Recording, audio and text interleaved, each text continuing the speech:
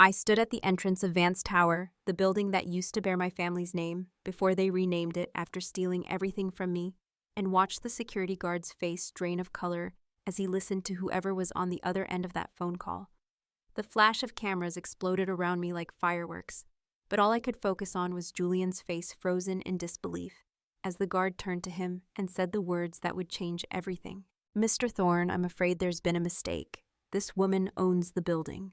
The champagne glass slipped from Julian's hand, shattering on the marble floor in slow motion. Richard Thorne, the man I once called father, stood beside him with his mouth hanging open, the smug smile that had been plastered across his face just seconds ago now completely gone.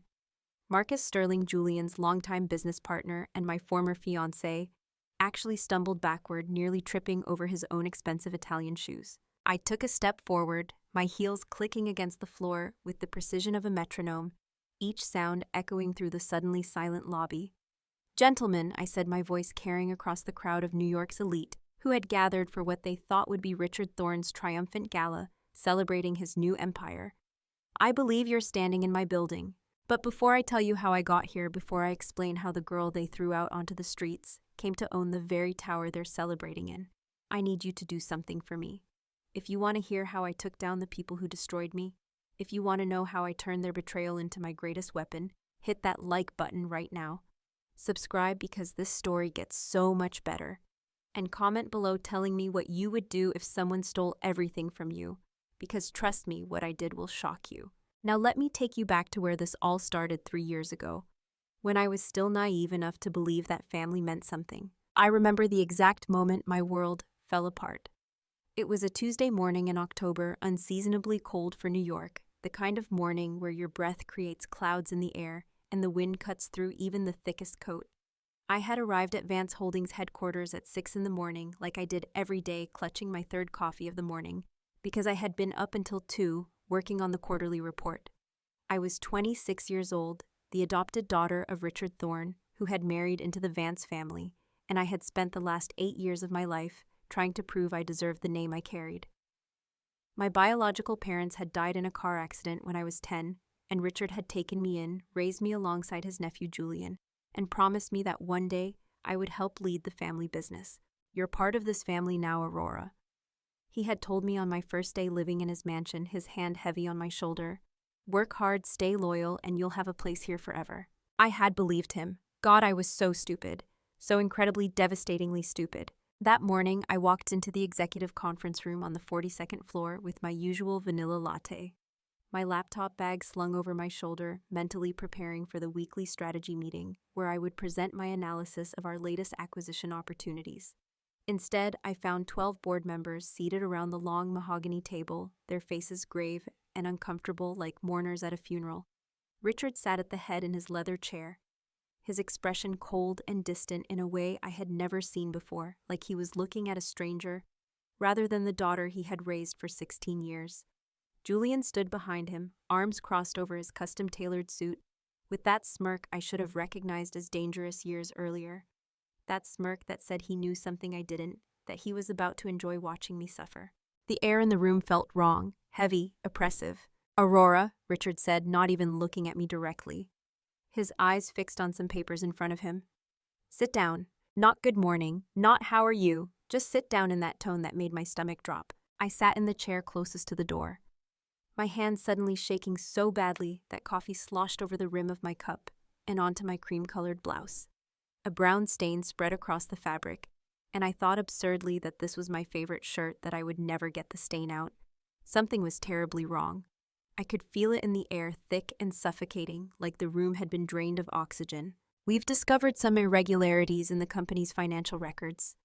Richard continued, his voice flat and businesslike, the same tone he used when discussing failed investments with underperforming managers. "Significant transfers of funds over the past 6 months, stolen proprietary documents that somehow ended up in our competitors' hands, leaked information about upcoming deals that cost us millions, all traced back to your access codes and digital signature." The words didn't make sense. They hit my ears, but my brain couldn't process them like he was speaking a foreign language. I stared at him, waiting for the punchline, for someone to tell me this was some kind of horrible joke, maybe some bizarre trust exercise or loyalty test. What? That's impossible. I would never do something like that. Richard, you know me. The evidence is irrefutable, Julian cut in smoothly, his voice dripping with false sympathy as he slid a thick manila folder across the polished table toward me. It scraped against the wood with a sound like nails on a chalkboard. We have transaction records, copies of emails sent from your account to competitors, everything documented and verified by our forensic accountants. You've been systematically stealing from this company for months, Aurora, from your own family. One of the board members, Gerald Thompson, who had been my mentor when I first started, and who had told me just last month that I had a bright future here, cleared his throat uncomfortably but said nothing. I looked at him desperately, silently, begging him to speak up to defend me, but he just looked down at his hands. I opened the folder with trembling hands, my fingers leaving damp fingerprints on the manila cover. Inside were printouts of bank transfers showing money moving from Vance Holdings accounts to offshore accounts I had never heard of. Emails supposedly from my account discussing confidential information with names I didn't recognize. Documents bearing my signature authorizing the sale of company assets at suspiciously low prices. My signature, my access codes, my email address, my employee ID number on every page. But I hadn't done any of this. I would never do this. This is a setup, I whispered, my voice cracking as panic clawed at my throat. Someone is framing me. They're using my credentials somehow. Richard, please, you have to believe me. You know me. Why would I steal from my own family? This company is my life. You're my family. Richard finally looked at me, really looked at me, and the coldness in his eyes made my blood freeze in my veins. There was no warmth there, no recognition, no love. Just ice and contempt, and something that looked almost like satisfaction. You're not my family, Aurora. You never were. Let's be honest about what you are. You were a charity case, a responsibility I took on when your parents died because it was the right thing to do for appearances. I gave you a home and education opportunities you never would have had otherwise. And this is how you repay me, by trying to destroy everything I've built, by stealing from the company that gave you everything. The words hit me like physical blows, each one landing with precision in the most vulnerable parts of my heart. I actually felt my chest constrict like someone had reached in and squeezed. Around the table, board members shifted uncomfortably in their chairs, but no one spoke up. No one defended me. No one questioned whether this might be a mistake. Marcus Sterling, who had proposed to me just 3 months earlier on a beach in the Hamptons, who had whispered promises of forever into my ear. While we lay tangled in hotel sheets, who had my engagement ring sitting in his pocket during board meetings, so he could look at it and smile. Sat 3 seats down from Richard and wouldn't even meet my eyes. He was studying his phone like it contained the secrets of the universe. Marcus, I said, desperation making my voice high and thin. Marcus, please tell them I would never do this. You know me better than anyone. Tell them this is insane. He finally looked up from his phone, and I saw nothing but disgust on his handsome face, the face I had kissed goodbye that very morning. His blue eyes, which had looked at me with such tenderness just hours ago, were now cold and hard. I can't believe I almost married a thief, he said quietly, but loud enough for everyone to hear. Each word was carefully enunciated, like he wanted to make sure I felt every syllable. My mother warned me, you know. She said you were too eager, too desperate to be part of our world. I defended you. I told her you were genuine, that you loved me for me. Looks like she was right all along. We're done, Aurora. Completely done. I'll have my assistant come by to collect the ring. I assume you haven't pawned it yet? Although given what we now know about you, maybe I shouldn't assume anything. The cruelty in his voice made me flinch. This was the man who had told me I was the love of his life. This was the man who had planned our future, who had talked about the names of our children and where we would live and how we would grow old together. Julian stepped forward, then clearly enjoying every single second of my humiliation, like this was the best entertainment he had seen in years. He placed both hands on the table and leaned toward me, his cologne overpowering and nauseating. Security is waiting outside to escort you from the building. You have 15 minutes to clear out your desk. Take only personal items, nothing that belongs to the company. We'll be watching. He leaned in even closer, his breath hot against my ear, his voice dropping to a whisper that only I could hear. Don't even think about fighting this little orphan. We have enough evidence to put you in prison for 10 years. The only reason we're not pressing charges is because Richard doesn't want the family name dragged through the mud any more than you already have with your pathetic stealing. So take this gift, take this mercy we're offering you, and disappear. Go back to whatever gutter you would have ended up in if we hadn't taken pity on you. That's where you belong. I stood on shaking legs, my knees literally knocking together, looking around the room at people I had worked with for years. People I had considered mentors and friends and colleagues. Gerald Thompson, who had taught me how to read a balance sheet. Susan Chen, who had invited me to her daughter's wedding. David Park, who had collaborated with me on the Henderson deal that saved the company $12 million. Not one of them would look at me. Not one of them questioned the evidence or asked if maybe, just maybe, there had been a mistake. They had all decided I was guilty before I even walked into the room. The trial was over before I knew there was one. Please, I said, hating how small and broken my voice sounded. Please just let me explain. Let me show you my real transaction history. My real emails. Let me prove that someone hacked my accounts.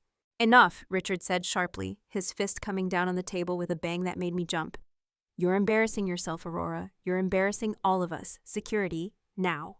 The door opened and 2 large security guards appeared, both men I recognized. Both men who had smiled and chatted with me in the elevator countless times. Mike, who had 3 kids and always showed me photos. Tony, who was putting his daughter through college. Now their faces were expressionless, professional, like I was a stranger they had been hired to remove. I walked out of that conference room in a daze, my mind spinning uselessly, trying to understand how my entire life had been destroyed in the span of 15 minutes. The guards followed close behind me, their shoes squeaking on the polished marble floors. They followed me to my office, my beautiful corner office, with the view of Central Park that I had worked so hard to earn and watched as I gathered my personal belongings into a cardboard box someone had helpfully left on my desk. Photos of me and Richard at company events, his arm around my shoulders. Both of us smiling, my college degree in its frame. Awards I had won for my work, including Employee of the Year just 6 months ago. A small succulent plant Marcus had given me on our first date, with a note that said, "Here's to growing together." Coffee mugs with inspirational quotes. A cashmere scarf that had been a Christmas gift from Julian last year. All of it meaningless now, all of it evidence of a life that had never really existed. My hands shook so badly, I could barely fit things into the box. I kept dropping items, having to pick them up off the floor while the security guards watched impassively. It felt like it took hours, though it was probably only 10 minutes. When I was done, I took one last look at my office at my desk, where I had worked late so many nights, at the view I had loved, at the life I had built. Then Mike cleared his throat.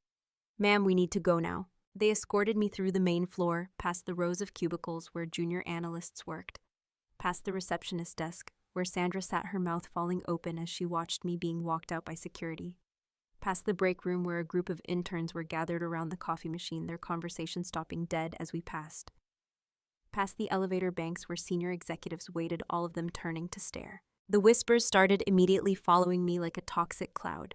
I could hear fragments of conversation, people not even trying to keep their voices down.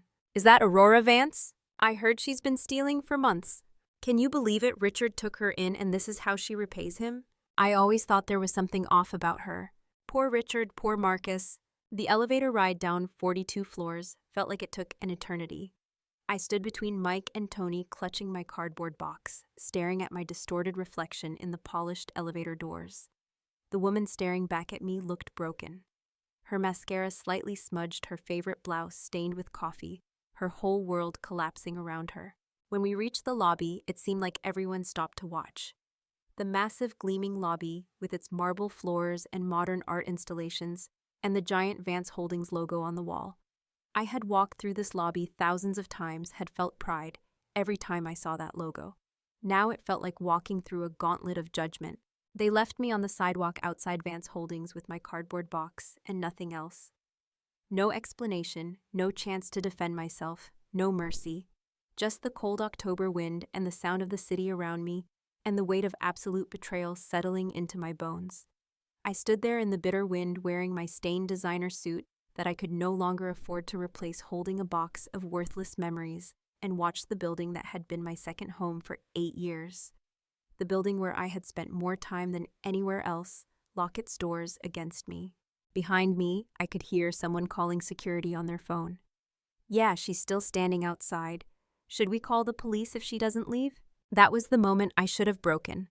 That was the moment they expected me to crumble, to disappear, to fade away into obscurity, too ashamed and too broken to ever challenge them. That was the moment Richard and Julian were counting on. And for a while I almost did. The next few months were hell, and I mean that literally. Hell would have been more comfortable. I moved into a tiny studio apartment in Queens, a fourth-floor walk-up, in a building that should have been condemned decades ago. It was the only place I could afford after my bank accounts had been frozen as part of the investigation. The apartment was the size of my former walk-in closet. Maybe 300 square feet total, with a radiator that clanked and hissed all night like it was possessed, and neighbors who screamed at each other through paper-thin walls at 3 a.m. The previous tenant had left mysterious stains on the carpet that I tried not to think about. The bathroom had black mold in the corners. The window looked out onto a brick wall and an alley where rats the size of cats fought over garbage. I applied for job after job, sending out resumes to every company I could think of, even positions far below my qualifications: administrative assistant, junior analyst, executive secretary, anything that would pay rent and buy food. But Richard and Julian had made sure my reputation was destroyed thoroughly and completely. Every company in New York had heard the story of Aurora Vance, the corporate thief who had stolen millions from her own family. When I walked into interviews, I could see the recognition in their eyes, the way their expressions changed from professional interest to cold dismissal. "I'm sorry, Ms. Vance, but we've decided to go in a different direction. We'll keep your resume on file. We don't think you're the right fit for our company culture." The rejections piled up like snow in winter, each one another small death. I survived on ramen noodles and dollar store pasta on the last few $100s in cash I had in my purse when they threw me out. I sold everything of value I owned piece by piece, each sale feeling like cutting off a part of myself. The designer clothes that had filled my closet went to consignment shops for pennies on the dollar. The jewelry I had collected over the years disappeared into pawn shops. Even the engagement ring Marcus had been too cowardly to ask for back himself. I sold it after he sent his assistant, some 22-year-old named Brittany, to collect it. She had knocked on my door with a smug smile and said, "Mr. Sterling wants his property back." I had thrown the ring at her and slammed the door in her face. At night, lying on my lumpy mattress that I had bought from a thrift store that smelled like someone else's life and was probably full of bedbugs, I would replay everything in my mind, like a movie stuck on repeat, trying to find the moment when I should have seen it coming, trying to figure out where I had gone wrong, trying to understand how the people I loved had turned into monsters, or whether they had been monsters all along and I had just been too blind to see it. The truth was, the signs had been there all along, little red flags I had ignored because I was too desperate for family to see them. Like the way Richard never actually said he loved me, just that he was proud of my work ethic. The way Julian always introduced me as the adopted one at family gatherings like it was a joke, but with an edge that cut. The way Marcus's mother had looked at me at dinner parties, her eyes cold and assessing like she was calculating my worth and finding me wanting. Richard had never really loved me. I could see that now with painful clarity. I had been useful to him, a hard worker who asked for nothing and gave everything, a good daughter on paper, who made him look charitable and kind. But I had never been his child, not really. I had been a tool, an asset to be used and discarded when convenient. Julian had resented me from the moment Richard brought me into the family when I was 10 years old. He saw me as competition, as a threat to his inheritance, as someone who didn't deserve to carry the Vance name. Every smile had been fake. Every family dinner had been an act. Every birthday gift had been given out of obligation rather than affection. And Marcus, God, Marcus, sweet charming Marcus, who I had thought loved me, who had made me believe in fairy tales and happy endings. He had only been with me because I was a Vance, because I came with connections and money and status and access to his family's business interests. Our relationship had been a transaction, not a romance. I had been so stupidly, blindly in love that I hadn't seen it. They had all been using me, and I had been too desperate, too grateful, too pathetically eager to be loved to realize it. But somewhere around month 4, as I sat in my apartment eating instant noodles for the 3rd day in a row, something inside me shifted. I was reading a news article on my cracked phone screen about Vance Holdings, about how Richard and Julian were celebrating record profits, about their upcoming merger with Sterling Industries, Marcus's family company. They were thriving. They had stolen my life, destroyed my reputation, and they were thriving. And I was living in a shoebox, barely surviving. That's when the angers came. Not the hot, explosive anger that burns out quickly. This was cold and calculating a fury that settled into my bones and refused to leave. They thought they had won. They thought I was defeated. They had made one critical mistake. They had underestimated me. I started small. I got a job at a coffee shop in Manhattan, minimum wage, and terrible hours, but it was something. I lived on almost nothing, saving every penny I could. At night, instead of wallowing in self-pity, I started digging. I created anonymous email accounts and started reaching out to former colleagues at Vance Holdings, people who might be willing to talk. Most ignored me. Some told me to leave them alone. But a precious few, responded. They told me things. Quiet things, whispered concerns about the new management. Richard and Julian had become reckless after I left, confident in their victory. They were cutting corners, making deals that seemed questionable, treating employees poorly. The company culture I had worked so hard to build based on integrity and respect was crumbling. I dug deeper. I spent hours in public libraries using their computers to research corporate filings, to track down public records, to piece together a picture of what Richard and Julian had really been doing.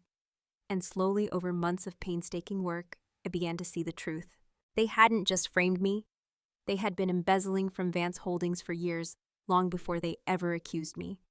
The evidence they had manufactured against me was projection, a way to cover their own crimes by creating a scapegoat. And the timing of my removal hadn't been random. I had been getting too close to discovering their schemes, asking too many questions about certain accounts and transactions. They had to get rid of me before I exposed them. But I needed proof, real, solid, irrefutable proof. And I needed resources I didn't have. That's when I met Ethan Hayes. I was working a late shift at the coffee shop, dead on my feet, after a 12-hour day, when a man in an expensive suit walked in 5 minutes before closing. I nearly told him we were closed, but something about his face stopped me. He looked tired, genuinely tired, not just physically, but emotionally exhausted. "Coffee black," he said simply. "And whatever pastry you have left, I don't care what kind." I made his coffee and slid him a day-old croissant. He sat at a corner table and pulled out his laptop, and something about the spreadsheet on his screen caught my eye. Financial records, complex ones. "You're an accountant?" I asked, unable to help myself. He looked up, surprised. "Forensic accountant, actually. I investigate financial crimes." He studied my face for a moment. "You're Aurora Vance." My blood ran cold. "I don't know what you've heard, but I know you didn't do it," he said quietly. "I've been investigating Vance Holdings for 6 months. Different case, different client, but your name kept coming up. The way your removal was handled, the convenient timing, the suspicious perfection of the evidence against you, it stank of a frame job." I sat down across from him without being invited, my heart pounding. "Tell me everything." Ethan became my secret weapon. He agreed to help me not for money I didn't have, but because he was one of those rare people who genuinely cared about justice. Over the next 18 months, we worked together in secret. He used his expertise and connections to dig into Vance Holdings' financials, while I used my insider knowledge of how Richard and Julian operated to point him in the right direction. What we found was even worse than I had imagined. Richard and Julian had been running a sophisticated embezzlement scheme for nearly a decade, siphoning millions from the company through shell corporations and fake vendors. They had manipulated stock prices through insider trading. They had bribed government officials to secure contracts. The list of crimes went on. And I documented everything. Every transaction, every communication, every piece of evidence. Ethan helped me build a case that was absolutely bulletproof. But evidence alone wasn't enough.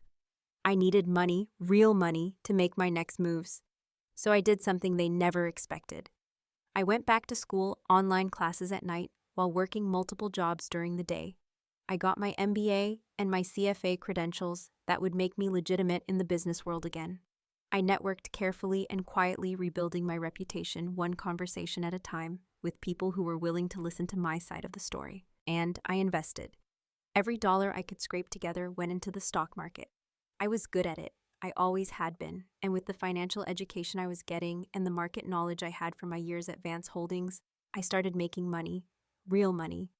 I lived like a monk, spending nothing on myself, reinvesting every gain. 18 months after they threw me out, I had built a portfolio worth $200,000. It wasn't much compared to what I had lost, but it was enough. Enough to start the next phase of my plan. I started buying shares of Vance Holdings. Not directly, that would have raised red flags. I used shell corporations, investment funds, anonymous trusts. I was careful and patient, acquiring small chunks of stock over months, never enough to trigger disclosure requirements. I watched and waited slowly, accumulating power while Richard and Julian celebrated their victories, completely unaware that I was circling back. And then I found out about the building. Vance Tower, the headquarters of Vance Holdings, had been purchased by Richard years ago through a private real estate company, but the company was struggling, over-leveraged, and poorly managed. They needed cash desperately, so I approached them through intermediaries with an offer they couldn't refuse. I bought Vance Tower outright, liquidating almost every asset I had accumulated. On paper, it was owned by a corporation registered in Delaware. Richard and Julian had no idea they were now renting space in a building owned by the woman they had destroyed. They signed the new lease agreement without a second thought, never bothering to research who had bought the building. Their arrogance was my greatest advantage. While I was working on the financial side, I was also working on something else. I had hired a small team of private investigators to follow Richard and Julian, to document their activities, to find any additional evidence of wrongdoing. What they discovered was gold. Richard and Julian had gotten sloppy in their confidence. They held meetings about their illegal activities in restaurants and offices, never thinking to check for recording devices. They sent emails and texts that were astonishingly incriminating, treating their phones like private diaries. My investigators collected everything: recordings of them discussing how to manipulate the quarterly earnings report, videos of meetings where they bragged about bribing city officials, text messages where Julian openly mocked the stupid board members who believed everything they said. It was almost too easy. The final piece fell into place when I learned about the gala. Richard and Julian were planning a massive celebration to mark the 3rd anniversary of their saving Vance Holdings from my supposed embezzlement. They had renamed the company Thorn Enterprises, erasing any trace of the Vance name. They were inviting everyone who mattered in New York business and society. It was going to be their victory lap, their moment of triumph. It was going to be perfect. I spent weeks planning every detail of what would happen that night. I contacted Judge Eleanor Reed, a woman known for her integrity and her hatred of corporate corruption, and provided her with preliminary evidence of Richard and Julian's crimes. She agreed to review everything I had and promised that if the evidence was as solid as I claimed, she would make sure justice was served. I hired my own security team professionals who knew how to handle situations that might turn volatile. I worked with Ethan to prepare presentations of all our evidence formatted in ways that would be devastating and impossible to deny. And I practiced. I practiced what I would say, how I would stand, how I would reclaim everything they had taken from me. The night of the gala, I dressed in a midnight blue gown that cost 3 months of my coffee shop salary back when I had been working there. I did my own makeup in the mirror of my modest apartment, which I had kept even after I could have afforded better. The girl who looked back at me was different from the one who had been thrown out of Vance Holdings 3 years ago, harder, sharper, unbreakable. I arrived at Vance Tower at 8 o'clock, exactly when the gala was in full swing. The red carpet was crowded with photographers and reporters, all there to capture Richard and Julian's big night. I walked right up to the entrance where a young security guard with a clipboard checked names against a guest list. "Name?" he asked without looking up. "Aurora Vance," I said clearly. His head snapped up. "I'm sorry, I don't see your name on the list." "That's because I wasn't invited," I replied calmly. "But I'm coming in anyway." He reached for his radio, clearly about to call for backup, when Julian appeared. He must have been notified that I was there, must have come running to see if it was really me. He looked almost the same as the last time I had seen him, maybe a bit heavier, from too many expensive dinners, wearing a tuxedo that probably cost more than some people's cars. "Well, well, well," he said, his voice dripping with mock surprise. "Look what the cat dragged in, Aurora Vance in the flesh. Did you get lost on your way to whatever slum you're living in these days?" A crowd was starting to gather, people turning to see what the commotion was about. Cameras were swinging in our direction. Perfect. "Actually, Julian, I came to attend the party," I said sweetly. "After all, this is technically my building." He laughed, a sharp, ugly sound. "Your building? Have you completely lost your mind? Do you even know where you are?" Richard appeared then, Marcus trailing behind him. They both looked at me with expressions of shock and disgust. Other people were starting to recognize me, whispers spreading through the crowd. "Aurora Vance, the thief, the disgraced daughter. What is she doing here?" "Security!" Julian shouted. "Get this woman out of here immediately. She's trespassing." 2 large security guards stepped forward, reaching for my arms. I didn't resist, just smiled calmly. You might want to check on that before you throw me out, I suggested. Call building management. Ask them who owns Vance Tower now. Julian's face went red. This is ridiculous. Marcus, call the police. Have her arrested. But one of the security guards had pulled out his phone, making a call. The crowd around us had grown larger, everyone straining to hear what was happening. This was not how Richard and Julian's perfect evening was supposed to go. I could see the fury building in Richard's face as he realized I was disrupting his moment. You pathetic little girl, Richard spat, stepping closer to me. You just can't let it go, can you? You betrayed this family you stole from us, and you still have the audacity to show your face here. You should be in prison. That's interesting coming from you, I replied, my voice steady. Since you're the one who should be in prison. How dare you, he started, but the security guard interrupted. Sir, I just spoke with building management. They've confirmed that the building was sold 4 months ago to a private investment corporation, and they say that the new owner is… He looked at me, his face pale with confusion. Her. Aurora Vance is listed as the primary officer of the corporation that owns this building. The silence that followed was deafening. Julian's mouth fell open. Marcus actually stumbled backward. Richard's face went from red to white in seconds. Around us, cameras flashed like lightning, reporters shoving their way forward to catch every word. That's impossible, Julian finally managed to say. That's absolutely impossible. Is it? I asked, pulling out my phone and displaying a document on the screen. Because I have the deed right here. Vance Tower belongs to me, gentlemen. Which means you've all been renting space in my building for the past 4 months without knowing it. The lease you signed, that money came to me. I watched the realization dawn on their faces, the understanding of what this meant. If I owned the building, I could revoke their lease. I could shut down their entire operation. I could destroy them the same way they had destroyed me. But I wasn't done yet. Now I could call the police and have you all removed for trespassing in my building. I continued, my voice carrying across the now silent crowd. But that would be a waste of a perfectly good gala. Why don't we all go inside and enjoy the party? After all, Richard, you went to so much trouble planning this celebration. It would be a shame to let it go to waste. I walked past them, past the security guards who no longer tried to stop me, past the stunned faces of New York's elite. The crowd parted for me like the Red Sea, everyone staring, everyone trying to understand what they had just witnessed. I walked through those golden doors into the building that had once been my second home, my heels clicking with purpose on the marble floor. The ballroom was spectacular. Crystal chandeliers hung from the ceiling, casting rainbow prisms across the room. Tables were dressed in white and gold, laden with expensive food and champagne. A string quartet played softly in one corner. This was meant to be Richard and Julian's coronation, their moment of absolute triumph. I was about to turn it into their funeral. Richard and Julian followed me and Marcus, trailing behind them like a lost puppy. They were trying to figure out their next move. I could see it in their faces. How to salvage the situation, how to regain control. They had spent 3 years thinking they had won, and now I had just blown a hole in that illusion in front of everyone who mattered. Richard grabbed my arm, roughly spinning me around. What do you think you're doing? He hissed, his face close to mine. So you bought the building. So what? You think that changes anything? You're still a thief and a liar, and everyone in this room knows it. I pulled my arm free and smiled at him. Let's test that theory. I walked onto the stage where Richard had been planning to give his speech. The quartet stopped playing. Every eye in the room was on me. I could see confusion, curiosity, judgment. These people had all believed the story about me. They had all accepted that I was guilty. Now they were about to learn the truth. Good evening, everyone, I said into the microphone, my voice strong and clear. I'm Aurora Vance. Most of you probably remember me as the woman who supposedly stole from her own family 3 years ago.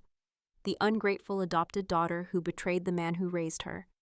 Well, tonight I'm here to tell you the real story. Richard started moving toward the stage, but my security team, professional and efficient, intercepted him. Julian was shouting something, but his voice was drowned out by the murmurs of the crowd. 3 years ago, I was framed for embezzlement by Richard Thorne and his nephew Julian, I continued. They manufactured evidence against me, used my access codes to steal money themselves, and then blamed me for their crimes. They did this because I was getting too close to discovering the truth about what they had really been doing. The large screens on either side of the stage, which had been displaying photos of Richard and Julian's supposed achievements, suddenly switched to show something else. Financial documents, transaction records, emails, all of it evidence of their crimes, formatted professionally, easy to understand, even for people without financial backgrounds. For the past decade, Richard Thorne and Julian Thorne have been systematically embezzling from Vance Holdings, I said, walking across the stage as the evidence scrolled on the screens. They've stolen over $40 million through shell corporations and fake vendors. They've engaged in insider trading. They've bribed government officials, and when I started asking questions about certain transactions that didn't make sense, they decided to get rid of me by making me look like the criminal. The room erupted in chaos. People were shouting, pointing at the screens, pulling out their phones to take photos. Richard was screaming at the security team to let him through. Julian had gone completely pale, frozen in place. But I didn't give up.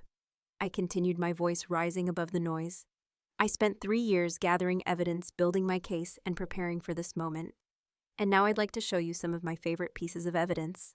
The screen switched to video footage. The first clip showed Richard and Julian in a restaurant, their voices captured clearly by hidden microphones.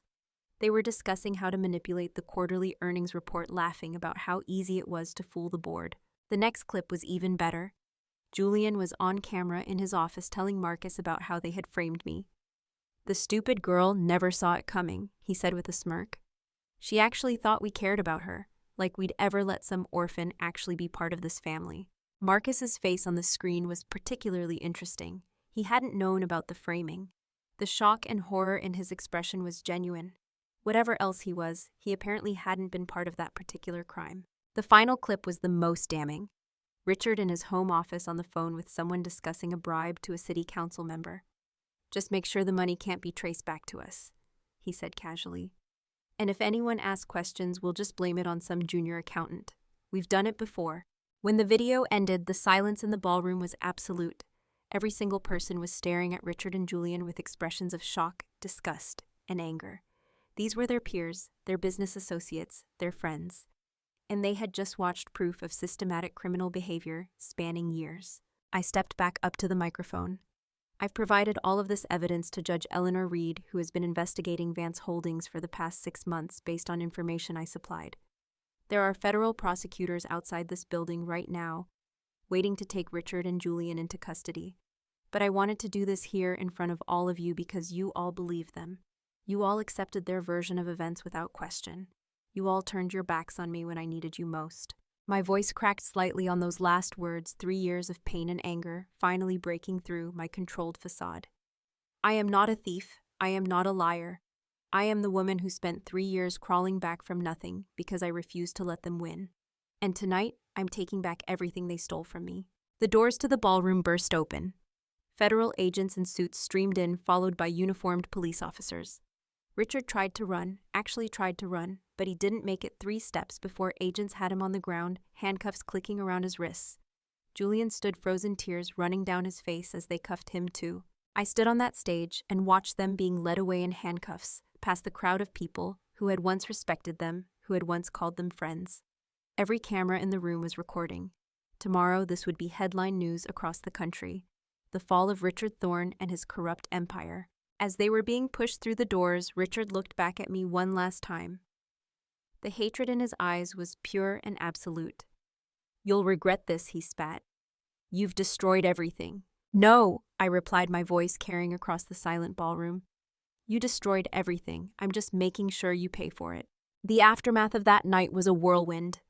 The story exploded across every news outlet in the country. "Disgraced heiress exposes massive corporate fraud," read one headline. "Aurora Vance's revenge from victim to victor," proclaimed another. My face was everywhere, photos of me standing on that stage, looking strong and unbreakable, contrasted with images of Richard and Julian being led away in handcuffs. The trials took 6 months.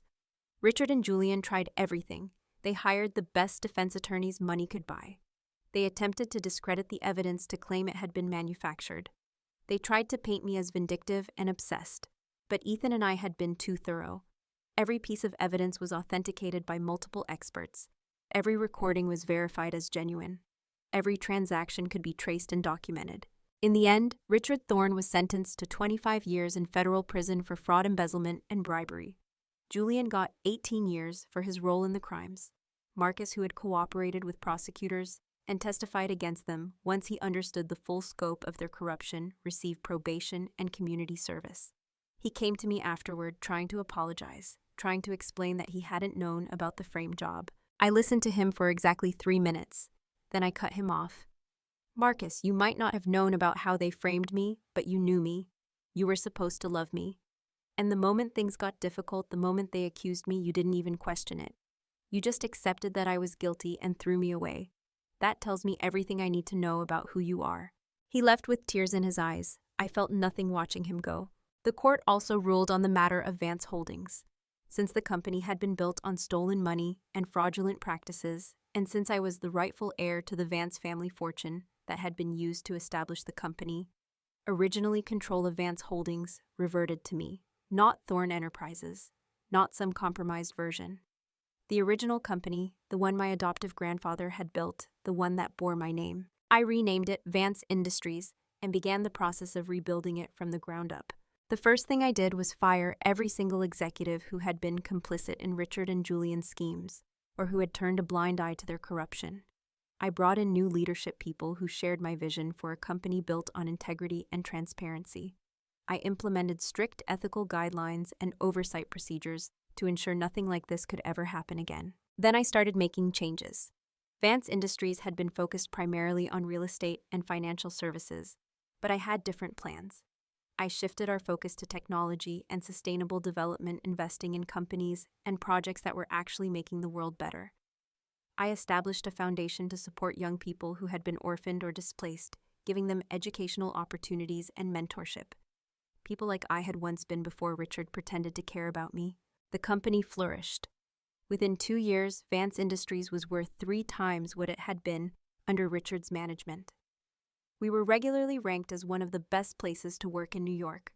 Our projects won awards for innovation and social responsibility.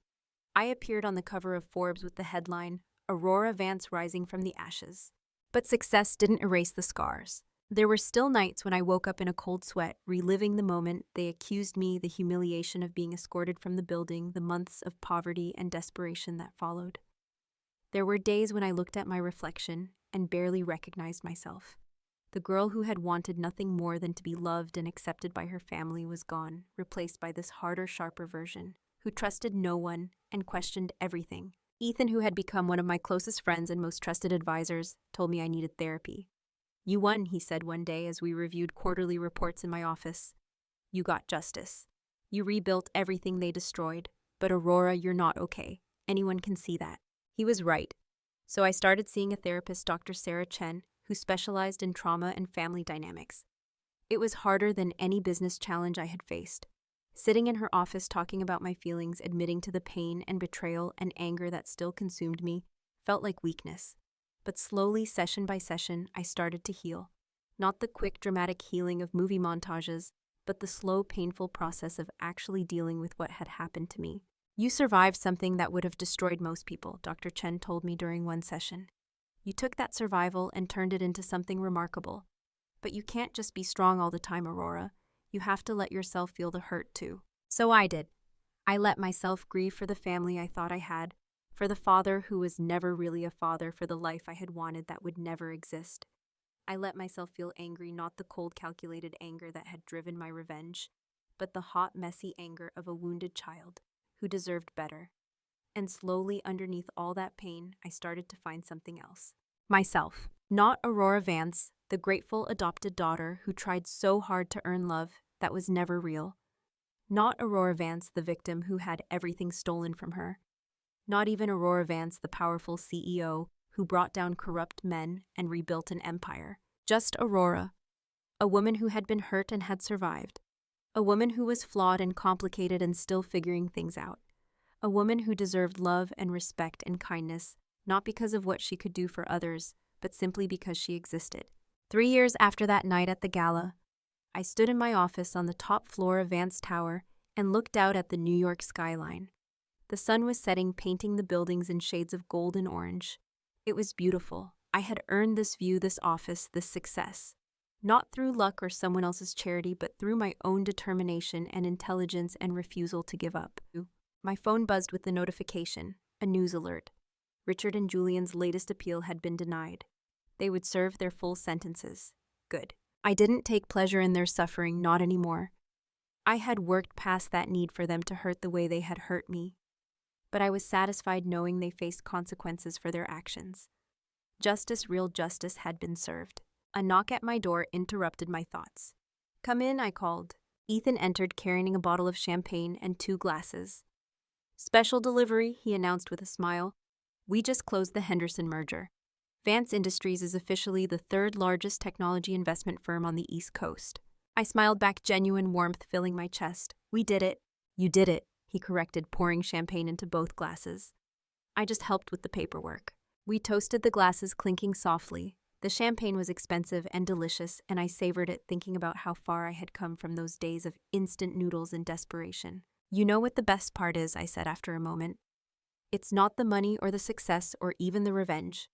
It's knowing that I did this, me, not because of the Vance name or Richard's connections or anyone's charity. I built this myself from nothing after they took everything. That's what they can never take from me." Ethan raised his glass again. "To Aurora Vance, who refused to stay down." "To second chances," I replied. "And to never letting anyone define your worth except yourself." We drank, and I turned back to the window, watching as the sun disappeared behind the buildings and the city lights began to sparkle like stars.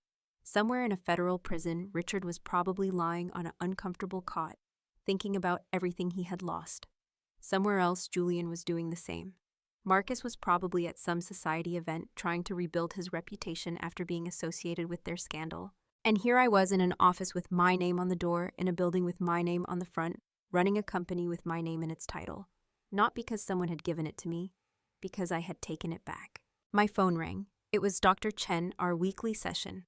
I answered, leaving my glass on the desk and settling into the comfortable chair I had specifically chosen because it didn't remind me of anything from my past.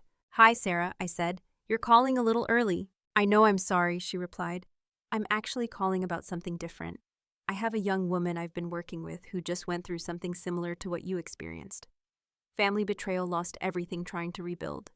She's struggling, Aurora, and I wondered if you might be willing to talk to her. Not as a favor to me, but because I think hearing your story might help her believe that survival is possible." I hesitated. Talking about what had happened was still hard even after years of therapy, but I remembered those dark days in my tiny apartment, how alone I had felt, how impossible the future had seemed. If I could give someone else even a small amount of hope. "Send me her information," I said finally. "I'll reach out." "Thank you, Aurora.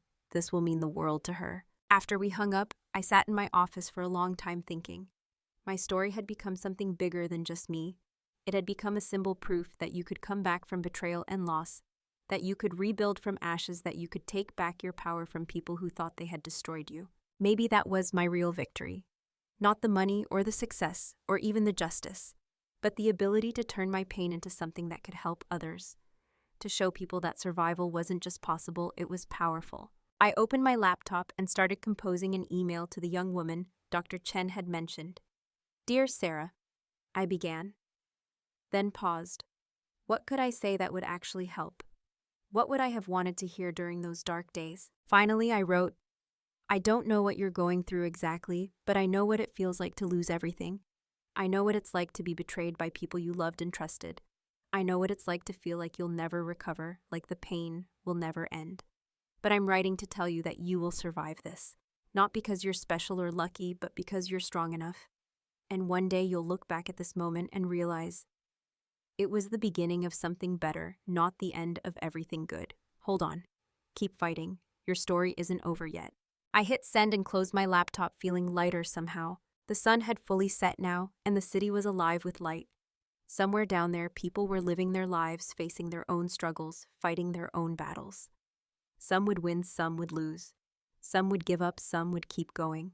I had chosen to keep going, and that choice had made all the difference. Standing at the window of my reclaimed empire, I raised my glass one more time, this time to myself. To the girl who had been thrown away and had refused to stay gone. To the woman who had clawed her way back from nothing and had emerged stronger than before. To Aurora Vance, who had lost everything and had taken it all back. The city sparkled below me, full of possibility and promise. Tomorrow there would be new challenges, new battles to fight. But tonight, in this moment, I let myself simply exist in the victory I had earned. I had won. Not just against Richard and Julian, but against the voice inside me that had whispered I wasn't good enough, wasn't strong enough, wasn't worthy of love or respect. I had proven that voice wrong. And that was the sweetest victory of all. So I want to ask you something. Have you ever been in a situation where someone you trusted betrayed you, where people you loved made you question your own worth? What did you do? Did you fight back or did you walk away? Drop a comment and let me know your story. Because we all have battles we're fighting, and maybe sharing them helps us realize we're not alone. And if this story inspired you, if it made you think about your own strength and resilience, hit that like button. Subscribe to hear more stories about people who refused to stay down, who fought back against injustice, who reclaimed their power. Because these stories matter, your story matters. Remember, being knocked down isn't the same as being defeated. Sometimes the people who hurt us the most give us the greatest motivation to become who we were always meant to be.